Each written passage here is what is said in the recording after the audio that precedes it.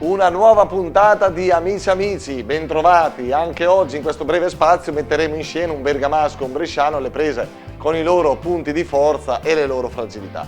Protagonista di oggi è la gastronomia.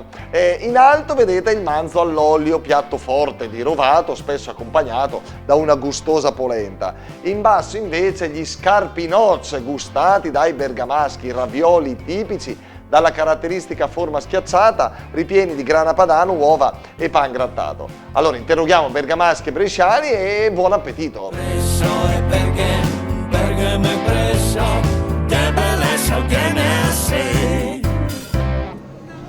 Amici amici, a Bergamo in compagnia di un bergamasco. Puro sangue, Bergamo puro A sangue. Bergamo città? Qui, proprio qui, la piazza vecchia. Ah, allora, tassa tensione. Molto teoricamente. Senti Beppe, ti chiami Beppe, vero? Sì. Tu di che ti occupi?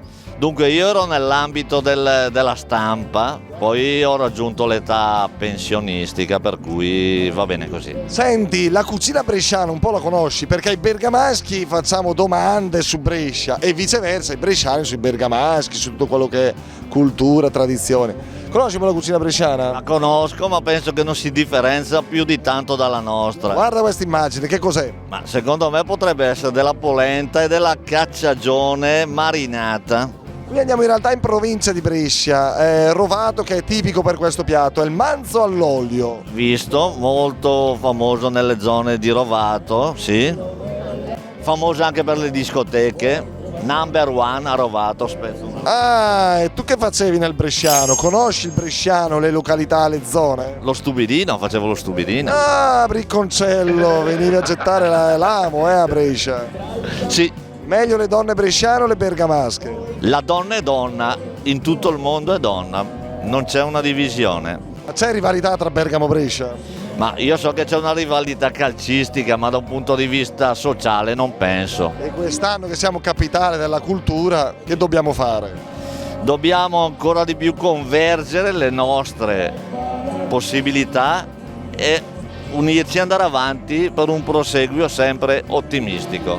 Beppe, sarai Presidente della Repubblica. Grazie. Un saluto ai bresciani, dai Beppe. Ciao Brescia, alla prossima vi aspetto in Piazza Vecchia per una bella birretta. Offre lui, Non tutta Brescia, qualcuno solo però.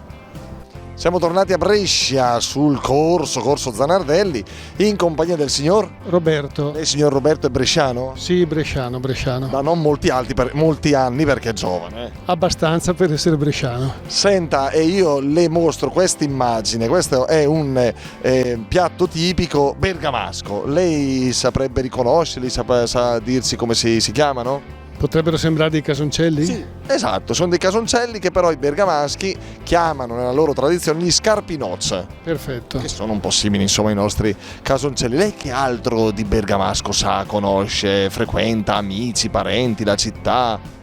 Relativamente poco. Ho visitato la città, è una bella città effettivamente, e soprattutto la parte alta ha degli aspetti affascinanti, una bella passeggiata, una bella vista, gente ospitale, nessun problema. Quindi secondo lei sta rivalità c'è davvero o quest'anno magari può essere messo un po' al bando in occasione del capitale della cultura? Il campanilismo tra Brescia e Bergamo esisterà sempre, ma purtroppo recentemente siamo stati uniti da una comune disgrazia che ci ha forse avvicinato definitivamente.